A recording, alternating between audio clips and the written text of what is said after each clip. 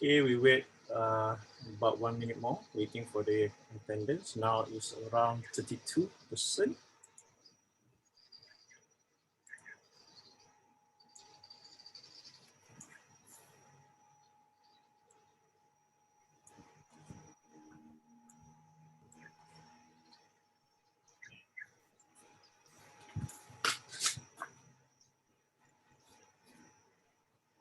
Start at 9:46. Okay, I think we can start now. There are 33 attendees already. Okay. Okay, good morning, everybody. So for this symposium, we have a pleasure to have Associate Professor Dr. Naguib Salleh from Universiti of Malaya. He's going to talk on ion channels in endometrium, their roles in uterine fluid regulation and embryo implantation. Before we start, let me introduce Associate Professor Dr. Naguib Salleh. He graduated as a medical doctor from Universiti of Malaya in the year of 2000. And he obtained his PhD from University of London in 2005.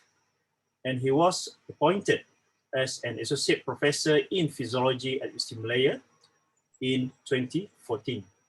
He has published up to 78 ISI papers. He is actively supervised postgraduate students, where currently he's supervising 4 PhD students and 4 master students.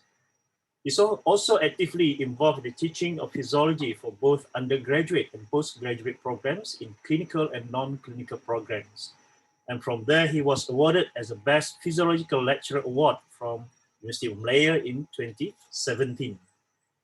His research interest is mainly on field of reproduction and diabetes. So without further ado, I would like to invite Associate Professor Dr. Naguib Salleh to give his presentation on the top. Okay, the floor is yours, Dr. Naguib. Okay, thank you. Assalamualaikum and good morning, everyone. Can you see my slide now? I think. Okay. Okay, we can see your slides. Okay. So I'll put in the presentation mode. Okay, so my topic today is on the ion channels in endometrium. Okay, this is part of the research work which I conducted throughout my career in UM. So let me begin with this endometrium. Yeah? So we all learned about physiology in the past, where we learn about the menstrual cycle. So if you can all could still remember all those hormones that fluctuates throughout the different phases, different time of a cycle. So we have a 28-day cycle in average reproductive age woman.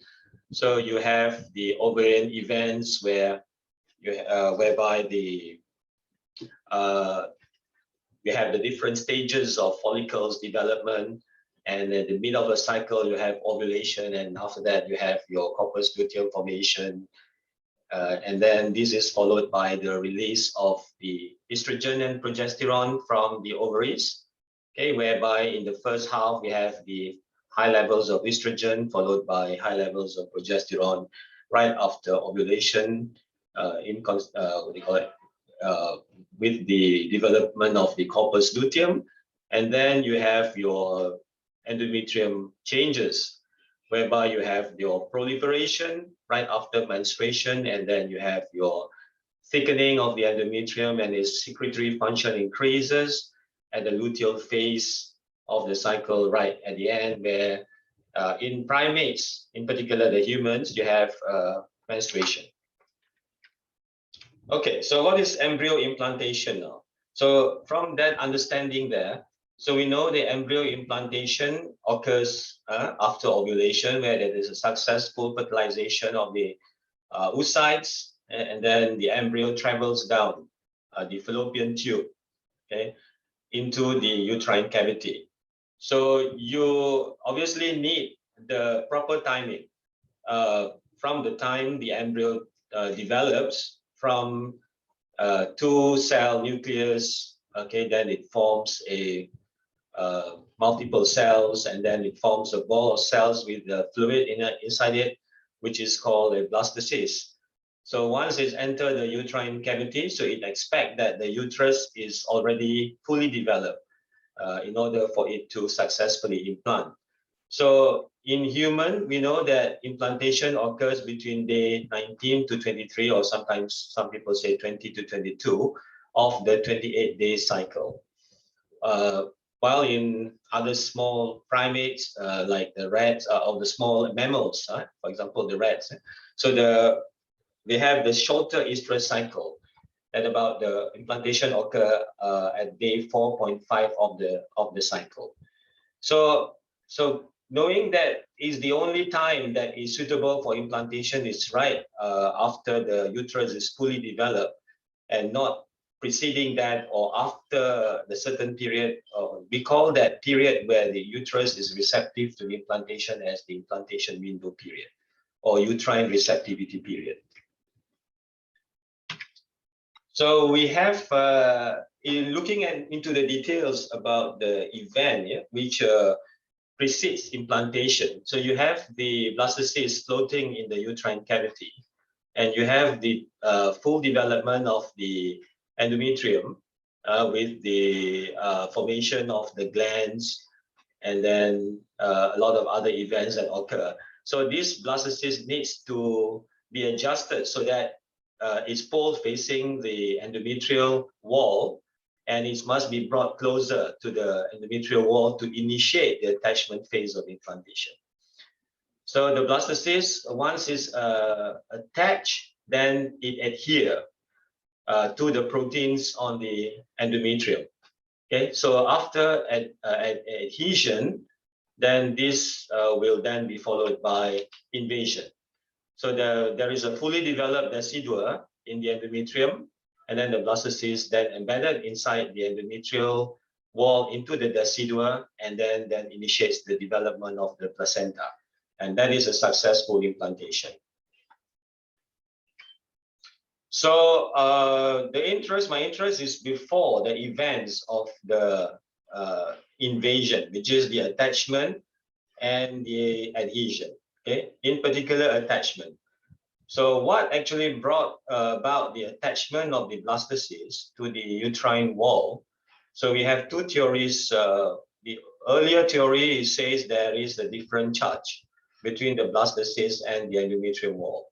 So the blastocyst has the opposite charge. Then once it enters the uterus at around within the period of the receptivity, as I showed earlier, so it will adhere or attach to the wall. So that's facilitate the attachment.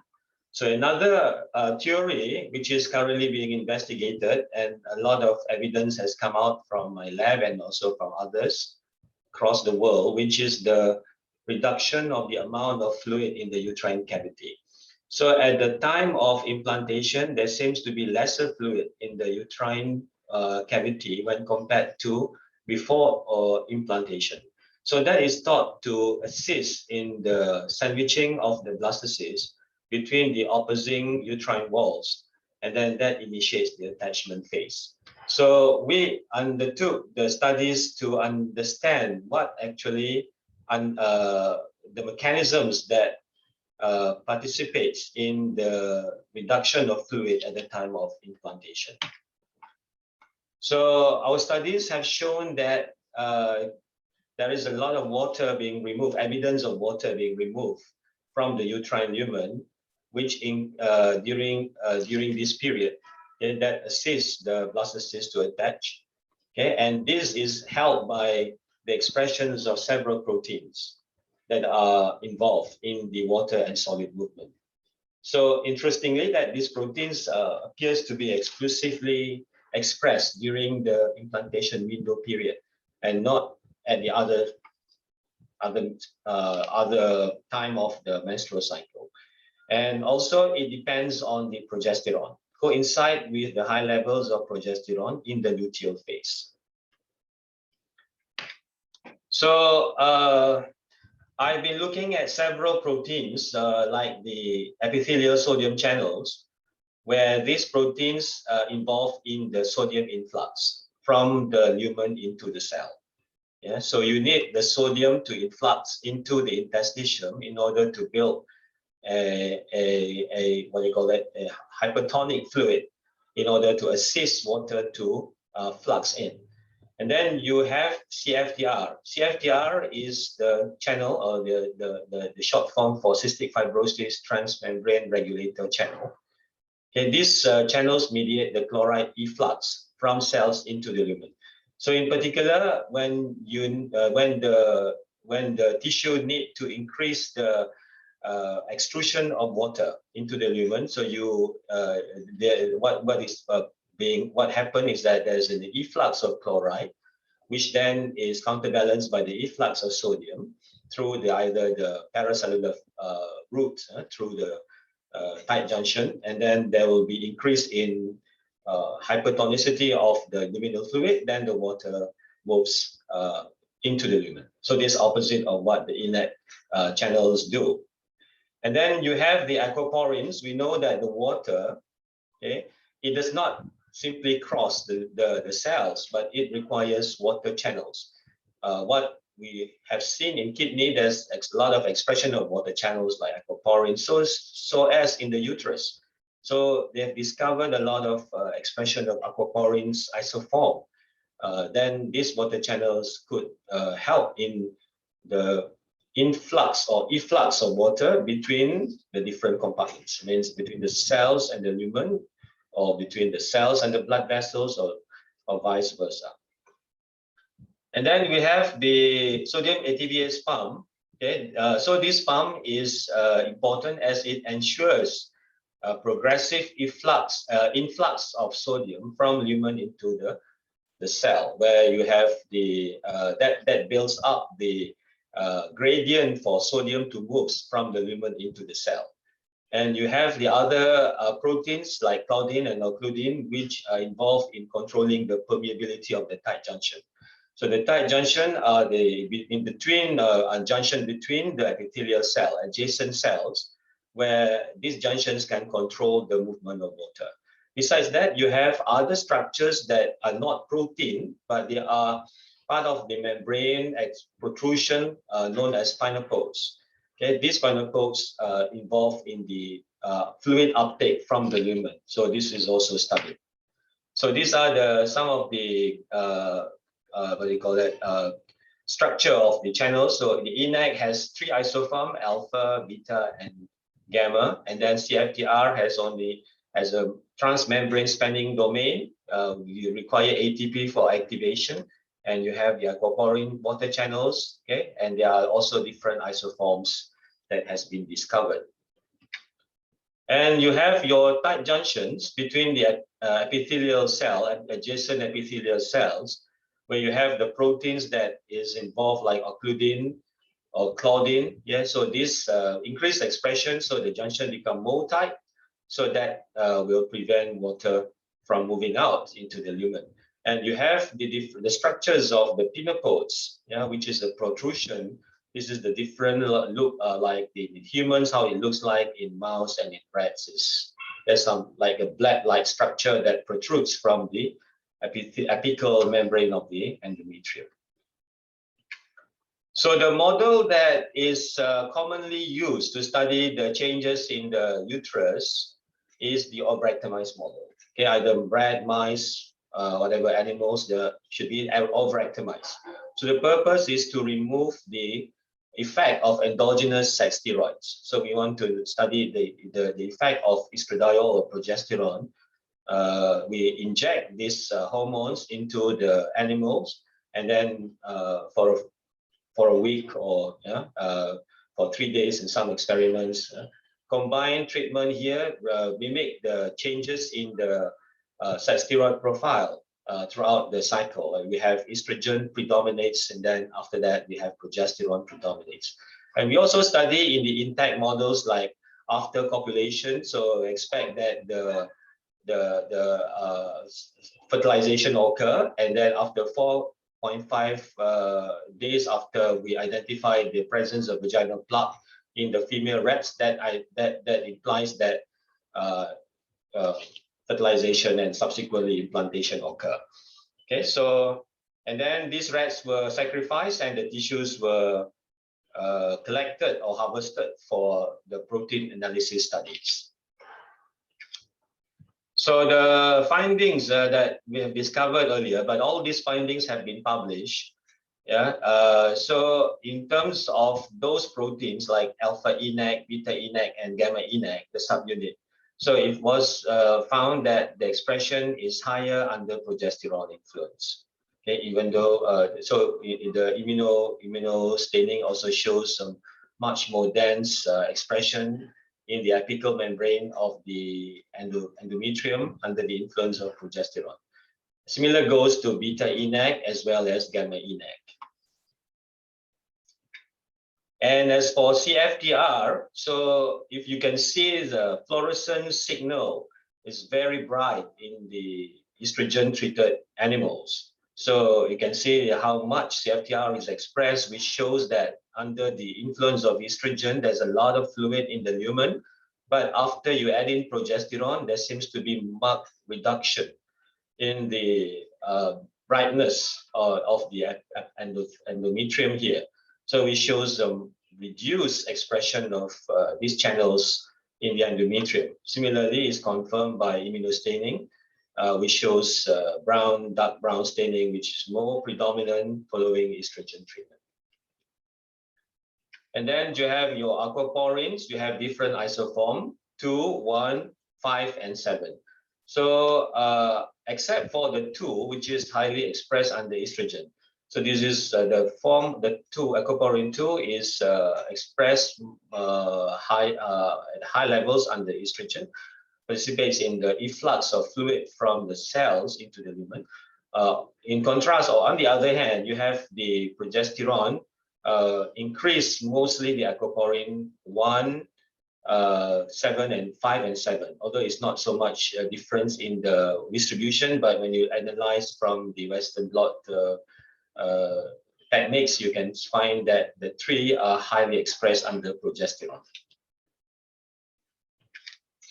And then another interesting findings that we discovered, it was the highly upregulated sodium ATPase channels in the basolateral membrane under the effect of progesterone. So you can see how bright the fluorescent signals is after you give the rats progesterone.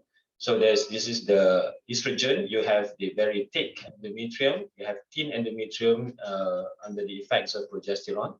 So this is much less bright when compared to the progesterone treatment. So we know that the progesterone upregulates sodium potassium ATPase channel in the basolateral membrane. Say basolateral, the location is at the basolateral, and there's lack in the apical. It shows that the expression of this protein is mainly at the basolateral membrane of the cells.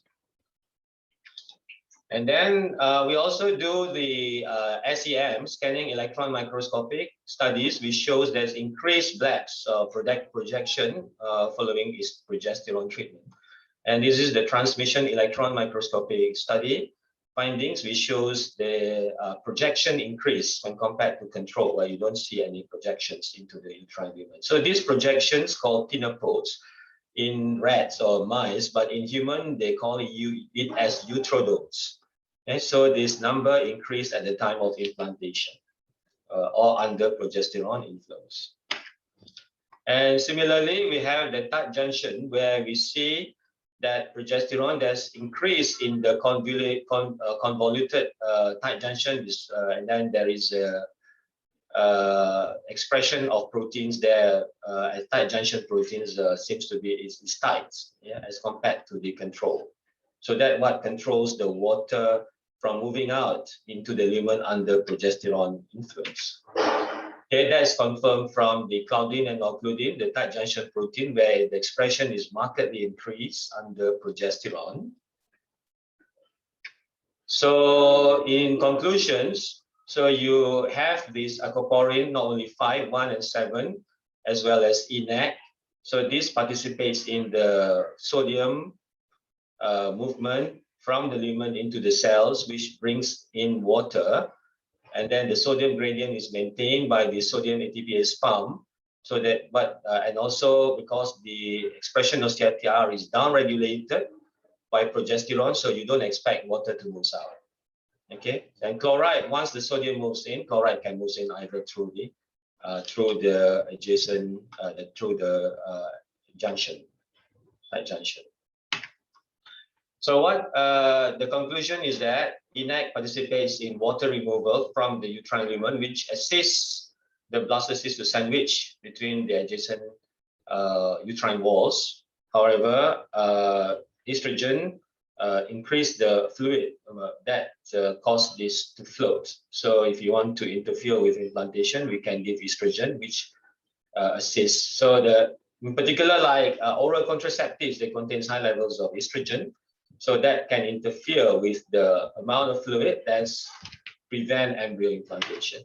So this is just to summarize, which shows that progesterone is important for uterine fluid loss and expression of proteins and pineapples, and that this is important. These differential effects of sex steroids is important to control the embryo implantation and for the successful establishment of pregnancy. Okay, so I end up there.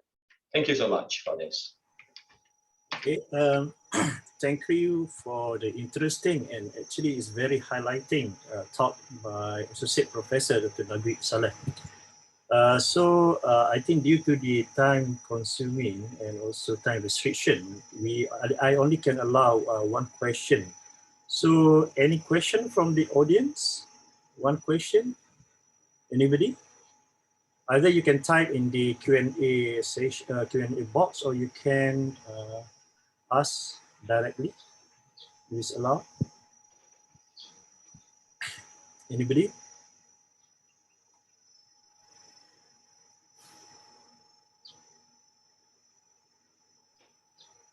Anybody from the audience? No question from the audience. Everybody just gobsmacked by what Prof. Naguib have shown. Okay, so just to recap. So just one question from me, Dr. Naguib. Yeah. So is this condition also explained, say, for example, in somebody that have a disease, for example, like fibroids? So is it more or less like the same mechanism that involved in the, what they call infertility problem with the fibroids, or is it some other ways? Yeah, fibroids, but people have not looked into the expression of the proteins which I mentioned. Right. What happens to these proteins when there is some like a disease like fibroids, endometriosis, and so on. So that would be interesting if any of you want to collaborate and give the samples, and then we can find out what the expression looks like and postulate from there. Yeah, because they say that also in fibroids you have these irregular hormone levels that associated with the disease itself, and usually also that fibroids will lead to this failure in implantation. Yeah, the mechanisms are still unclear of how fibroids possibly also interferes with the. Sure. Okay, so Prof. Naguib actually opened up for those who want to collaborate with him. So I think drop an email to him, and I think Prof. Naguib will, of course, be open for collaboration. Okay, so I think due to time restriction, again, I would like to thank Associate Professor Dr. Naguib Salleh for his excellent talk and sharing on his research. So by that, thank you, Associate Professor Dr. Naguib. Okay, welcome. Okay, so for the next session, I will pass to Dr. Yi For the oral presentation finalists, 6